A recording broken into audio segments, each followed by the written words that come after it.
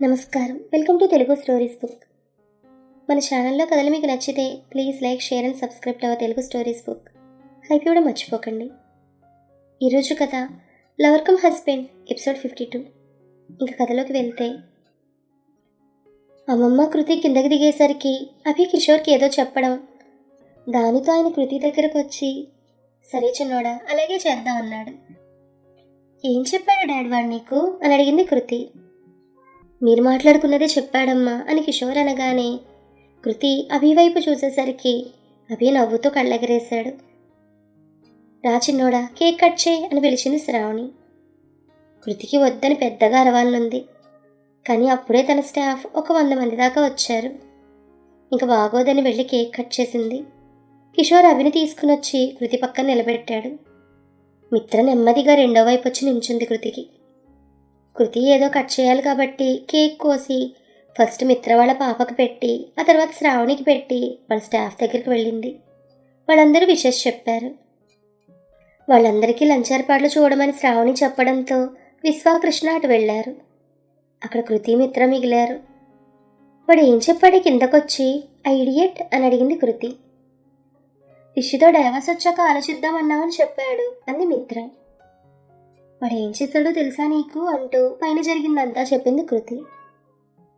అదంతా విన్న మిత్ర, నేను నీతో అంటూనే ఉన్నాను అభిగాడు కూడా నేను లవ్ చేస్తున్నాడే అని. వింటేనన్నమాట, అప్పుడు లైట్ తీసుకున్నావు, ఇప్పుడు వాడు రెచ్చిపోతున్నాడు అంది మిత్ర. ఏంటో నా లైఫ్, ప్రాణం అనుకుని ప్రేమించిన వాడు మోసం చేశాడు, బెస్ట్ ఫ్రెండ్ అనుకున్నవాడు వీడు నా లైఫ్ని శాసించాలని చూస్తున్నాడు అని తలపట్టుకుంది కృతి. సరే, వీడిని ఎలా డీల్ చేయాలో నాకు వదిలే, వెళ్ళి డ్రెస్ చేంజ్ చేసుకునిరా, నేను హనీకి ఏమైనా తినిపిస్తానంటూ వెళ్ళిపోయింది మిత్ర. కృతి తన రూమ్లోకి వెళ్ళి డోర్ క్లోజ్ చేసింది. తన షెల్ఫ్లో నుండి ఒక చిన్న బాక్స్ తీసింది. అందులో తాము లవ్లో ఉన్నప్పుడు రిషి తన బర్త్డేకి ఇచ్చిన ఫోన్ బయటకు తీసి చూసింది. అప్పట్లో వాళ్ళిద్దరూ కలిసి దిగిన ఫోటోలు ఉన్నాయి అందులో. ఆ ఫోన్ సరిగా పనిచేయకపోయినా రిషి గుర్తుగా ఉంచుకుంది. ఆ తర్వాత రిషి ఇచ్చిన చైన్ అవి పట్టుకుని ఏడ్చేసింది. ఎలా రిషి, ఎలా నన్ను చీట్ చేసావు? అంతా నీ వల్లే. నువ్వే బాగుంటే ఈ అభిగాడి టార్చర్ ఉండేది కాదు నాకు. అందుకే ఐ హేట్ యూ అంటూ వాటిని అలాగే పట్టుకుని ఏడ్చేసింది. అవును, మన రిషి బాబుకి కృతి పాప బర్త్డే అని గుర్తుందా లేదా? ఉంటే ఏం చేస్తున్నాడు మరి? కృతి కొంతసేపు అలా ఏడ్చిన తర్వాత కొంతసేపు ఆగాక అవి మళ్ళీ లోపల పెట్టి రెడీ అయ్యి కిందకొచ్చింది.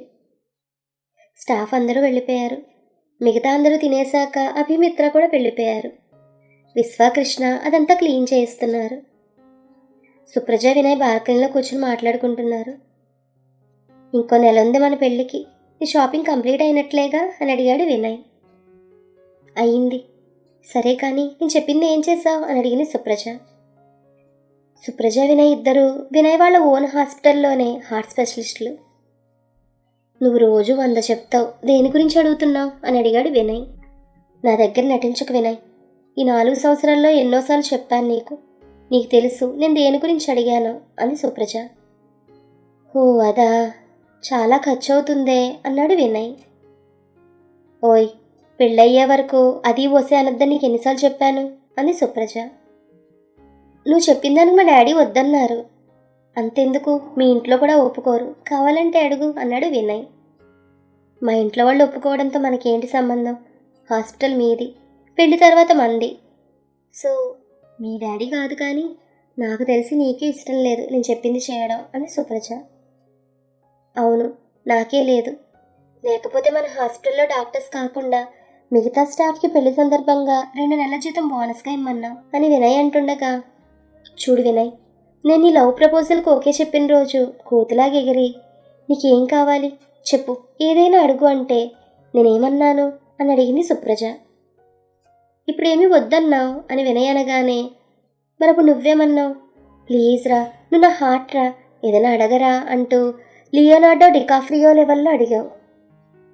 ఓయ్, ఆయనెవరు మధ్యలో అని వినయ్ అనగానే, నీకు తెలియాల్సిన అవసరం లేదు, కానీ అప్పుడు నేను టైం వచ్చినప్పుడు అడుగుతాను చెప్పాను. అవును చెప్పావు, అయితే మన ఎంగేజ్మెంట్కి కూడా సేమ్ సీన్ రిపీట్ అయింది. నువ్వు మరీ అంతగా తెగ ఉలాట పడిపోయావని అప్పుడు నేను అడిగాను. మన పెళ్ళికి మన హాస్టల్ స్టాఫ్కి ఇంక్లూడింగ్ హౌస్ కీపింగ్ ఆయాలందరికీ కూడా 2 months శాలరీ బోనస్ ఇమ్మన్నాను. అంతేగా, నువ్వు నన్ను అడిగావు కాబట్టి నేను ఏం కావాలో చెప్పాను నీకు. కానీ నీ మొహానికే ఇష్టం లేదు. బ్యాచిలర్ పార్టీ, సంగీత్, మెహందీ ఇలాంటివి ఎత్తేస్తే వాళ్ళకి మనం ఇవ్వచ్చని కూడా చెప్పాను. కానీ నువ్వు విని ఏడిస్తేగా. అవి మాత్రం మీకు ప్రెస్టేజ్ ఇష్యూ. పాపం మన కోసం పగలు రాత్రి కష్టపడే వాళ్ళకి ఇవ్వమంటే మాత్రం లెక్కలు గుర్తొస్తున్నాయి నీకు అని సుప్రజ అనగానే, నేను వాళ్ళకి ఎవ్రీ మంత్ 2వ తారీఖున మిస్ అవ్వకుండా శాలరీస్ ఇస్తున్నాను కదా అన్నాడు వినయ్. అవునా, మరి రోజు తినే తిండేగా, వీక్లీ వన్స్ ఎందుకు ఫ్రెండ్స్తో బయట తింటావు? 6 నెలలకు ఒకసారి రీఫ్రెష్ అనే నెపంతో ఫారెన్ దొబ్బేస్తావు. ఎందుకు ఇవన్నీ నీకు అని అడిగింది సుప్రజ. అదంతా ఎంజాయ్మెంట్లో ఒక భాగం అన్నాడు చేతులు పైకి లేపి ఒళ్ళు విరుచుకుంటూ వినయ్. నీకు ఎంజాయ్మెంట్, లేని వాళ్ళకి అవే అవసరాలు. ఇంకెప్పుడు ఏం గిఫ్ట్లు కావాలని అడక్క నన్ను. అడిగితే నీకు మొహం పగలగొట్టడం గ్యారంటీ అంది సుప్రజ. ఈలోపు కృతి అక్కడికి వచ్చి, అక్క ఒకసారి వస్తావా అని పిలిచింది. వస్తున్నాను అంటూ వినయ్తో, ఇంక నువ్వు లాగించే, మాకు పనులున్నాయి అనగానే, నేను నీకు కాబోయే భర్తనే, కొంచెం గౌరవం ఇవ్వు అంటూ పైకి లేచి అన్నాడు వినయ్. కాబోయే కదా, ఇంకా అవ్వలేదుగా, అయ్యాక అప్పుడు అడుగు అంది సుప్రజ.